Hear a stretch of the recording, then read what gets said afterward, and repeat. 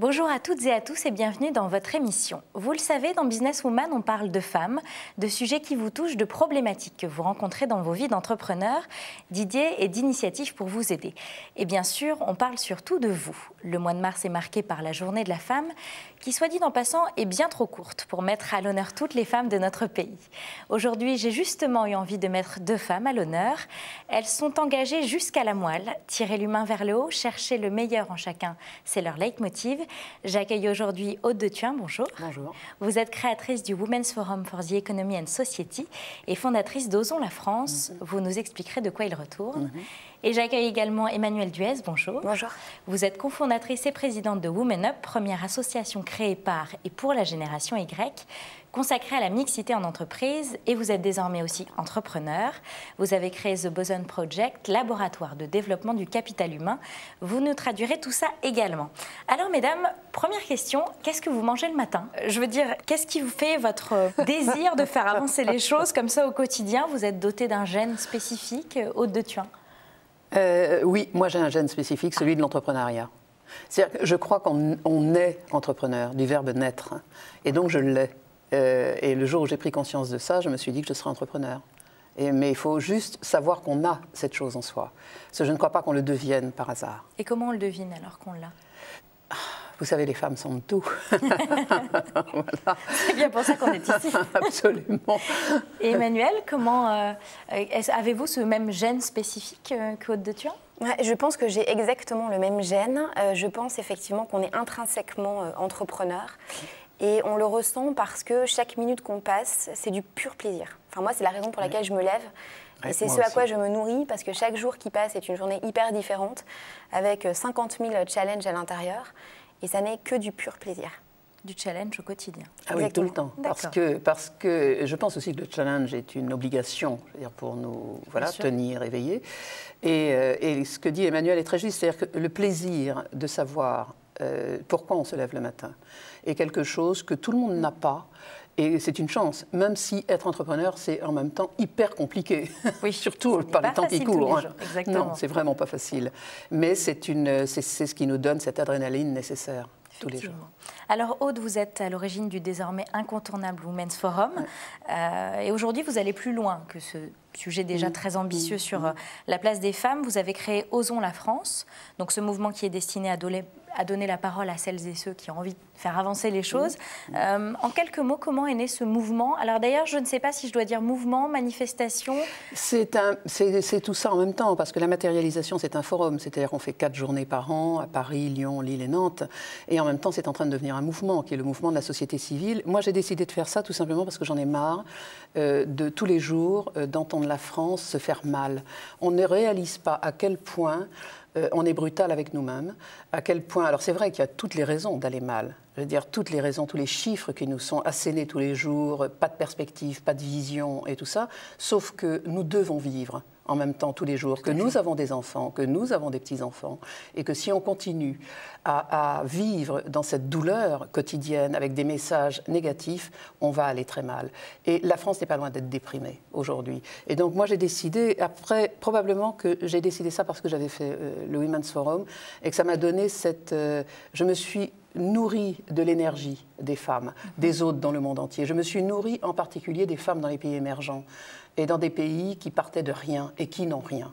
Et lorsque je nous entendais, à chaque fois que je rentrais de voyage, nous plaindre, j'arrivais à Roissy, ça commençait dans le taxi, qui était absolument odieux, pas sympathique, et que je voyais l'arrogance de tous ces gens qui nous... Oui, mais vous savez, l'image qu'on projette, la première chose, c'est qu'ils nous disent « mais qu'est-ce qu'ils ont vos taxis ?»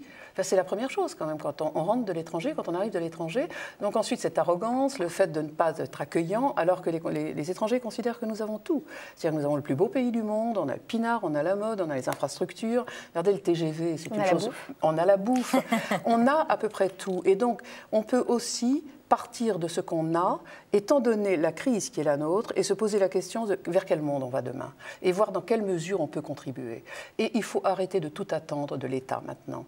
Il faut maintenant considérer que nous avons aussi un devoir, et c'est pour ça que j'ai lancé Osons la France. C'est pour dire aux gens, vous devez contribuer. Et tout votre engagement vient effectivement des origines depuis le début de vos projets. D'ailleurs, l'origine d'un projet explique beaucoup de choses, c'est votre cas aussi. J'aimerais bien mêler Women Up et The Bosom Project, parce que j'ai l'impression qu'ils sont intrinsèquement liés. J'ai l'impression que The Bosom Project, c'est une suite logique de Women Up. Est-ce que je me trompe? Non, non, complètement. En fait, Women Up, on l'a créé au début pour s'intéresser aux femmes, parce qu'on était jeunes, qu'on a pris conscience de ce qu'on appelle le plafond de verre, que ça nous a considérablement horrifiés, et qu'on s'est dit qu'il fallait que le plus de jeunes femmes en France soient au courant de ce phénomène. Et puis, de fil en aiguille, on s'est rendu compte que nous, on portait, en tant que jeunes femmes Y, c'est-à-dire des moins de 30 ans, un regard assez différent de nos aînés sur ces thématiques de mixité en entreprise. Donc, on a commencé à s'intéresser au sujet de la génération Y. On a mené avec Mazars une grande étude internationale sur les aspirations de la génération Y dans 64 pays. Et on s'est rendu compte que notre intuition était la bonne. Donc, la génération Y existe. Elle a des aspirations qui sont assez différentes des générations précédentes et elle est probablement, en tout cas c'est ce qu'on promeut au sein de Women Up, la génération charnière qui pourra faire changer les choses en matière de mixité dans les entreprises. Et alors comment est né The Bosom Project suite à ça? Alors, une fois qu'on a mis le doigt sur la génération Y, on s'est dit, en fait, c'est pas possible qu'il y ait que des wires dans les entreprises, il doit bien y avoir d'autres générations. Donc, on a commencé un cycle de rencontres à la découverte des autres générations d'entreprises. On a découvert les X, qui sont la génération des managers aujourd'hui, qui sont coincés entre des seniors qui les assènent d'objectifs et des Y tout feu tout flamme, qui ont des aspirations assez 68ardes finalement, qui les dérangent un petit peu. Et puis ensuite, on a découvert les seniors, et là, c'était plutôt dramatique. On s'est rendu compte qu'on était seniors à 40 ans, ce qui est quand même terrible. C'est effrayant. Qu'à 40 ans, on est dans beaucoup d'entreprises dans un placard, alors qu'à 40 ans, on est encore plein de dynamisme, plein de vie. À 60 aussi. À 60 aussi. D'ailleurs, on a mis le doigt sur une population très spéciale qui s'appelle les papy grecs et les mamies grecques. Ce sont des seniors à l'esprit frais. Je pense que Aude est une mamie grecque en chef. J'ai l'impression que ça vous parle, effectivement. Ah oui, moi, je suis une mutante. Moi, j'ai décidé de créer Osons la France à 60 ans. Parce que c'est à ce moment-là que je suis sortie du Women's Forum. Donc, ce que tu dis est très juste. C'est-à-dire qu'à un moment, une fois de plus, c'est une question de nature et non pas d'âge. Et il faut arrêter de nous enfermer. Voilà, dans des... Et alors justement, j'ai l'impression que dans votre nature, vous avez plus d'un point commun toutes les deux. J'en retiendrai deux en particulier. Aude, vous avez évoqué dans une précédente interview avec mes consoeurs de France Info voir les choses finies, c'est-à-dire les imaginer pour mieux les construire. Ouais. Et Emmanuel, c'est aussi votre façon d'entreprendre, c'est ce que j'ai pu lire par exemple sur le site de The Bosom Project, dessiner demain, anticiper. D'après vous deux, c'est indispensable dans vos projets? J'ai l'impression que c'est quelque chose qui revient beaucoup, Aude. Ah oui, c'est-à-dire que si vous savez où vous voulez arriver, vous êtes obligé de vous projeter. Or, quand on crée une entreprise, c'est avec un objectif très précis. Et donc, cette projection, on a cette vision. Un entrepreneur, de toute façon, est visionnaire. C'est la base. S'il n'est pas visionnaire, il ne faut surtout pas qu'il soit entrepreneur, parce qu'il va se planter au bout d'un mois. Parce que la vision, il doit la porter, mais il doit aussi la transmettre à ses collaborateurs, il doit la transmettre à son banquier pour aller chercher de l'argent, il doit la transmettre à tous les gens, tous ses fournisseurs, tous ses clients. Et donc, ça, c'est la première chose. Et une vision est aboutit à quelque chose. Et donc, oui, moi j'arrive dans un lieu, par exemple, je relance l'Art du Jardin, donc je vais au Grand Palais et je vois le Grand Palais fini. C'est-à-dire que je sais maintenant, fin mai, comment il sera. Et tout mon travail consistera à faire, alors avec tous les à côté, parce que la vie n'est pas linéaire, et heureusement, parce que si elle l'était, ce serait terriblement ennuyeux pour que ce soit pour Emmanuel comme pour moi. Il y a des gens qui adorent ce côté linéaire de la vie, ceux-là ne seront jamais entrepreneurs. Et puis, il y a les autres, et je fais partie de ces autres, c'est oui, je vois les choses finies. Mais quand j'ai installé une maison en Normandie, j'ai acheté une ruine, et j'en ai pas fait un château, mais je l'ai vu fini. Est-ce que c'est ça aussi, quelque part, être optimiste, c'est se challenger tous les jours, c'est avancer? Est-ce que c'est aussi une façon d'anticiper les choses, d'être optimiste? Est-ce que c'est peut-être lié, Emmanuel? L'optimisme, en fait, c'est la base de Women Up et The Bosom Project. Vous parliez du futur tout à l'heure. Nous, c'est plus qu'un process, c'est-à-dire c'est même pas qu'on imagine le futur, c'est qu'on propose aux entreprises d'écrire le futur. Encore plus que ça, parce que finalement, on ne croit pas vraiment au déterminisme et au destin. On pense que chacun est maître de son destin. Et donc, on propose aux entreprises, comme à nous-mêmes d'ailleurs, d'écrire de quoi demain sera fait. Et l'optimisme, oui, je pense que c'est super important, surtout en contexte de crise. Nous, on est super optimistes parce qu'on est jeunes et qu'on pense qu'on a le pouvoir de changer les choses. Alors, c'est peut-être un petit peu idéaliste, qui ne l'est pas à 25 ans. Mais en l'occurrence, je pense que la génération Y est la première génération totalement globalisée. C'est la première génération mondiale. Ça n'a aucun sens de parler de génération française ou génération américaine. C'est une génération qui a les clés de compréhension d'un monde en mutation. Et c'est une génération qui a le pouvoir de poser des grands messages sur la table et d'agir. Il y a plein de mouvements qui le montrent. Hein. Les indignés, c'est un mouvement. Les pigeons, c'est un mouvement. Les anonymous, c'est un pigeon. C'est un pigeon. C'est révélateur. Ça n'est pas idéaliste pour vous. Et moi, je n'aime pas les indignés. C'est le sujet en plus en ce moment, puisqu'évidemment, avec le départ de... Moi, les indignés, le livre Indignez-vous a été à l'origine aussi, entre autres, hein, du Forum Osons la France. Parce que je pense que s'indigner, c'est juste plat.